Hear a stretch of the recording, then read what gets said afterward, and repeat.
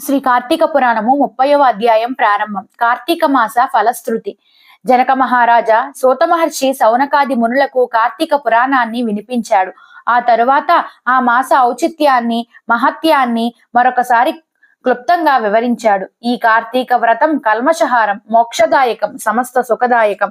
ఈ వ్రతం కోసం స్నానం, ఆరాధన, ధ్యానం, దానం, ఉపవాసం, శ్రవణం, పఠనం చేయాలి. అందుకే ఇది పుణ్యవ్రతం. ఈ మాసం హరిహరులిద్దరికీ ప్రీతిదాయకం. ఈ మాసంలో శివకేశవులిద్దరినీ పూజించే అవకాశం లభిస్తుంది.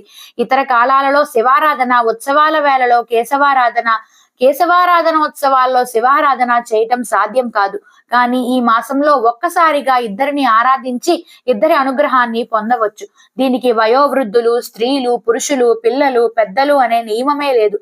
ఎవరైనా ఈ కార్తీక వ్రతాన్ని ఆరాధించి భగవంతుని అనుగ్రహానికి పాత్రులు కావచ్చు.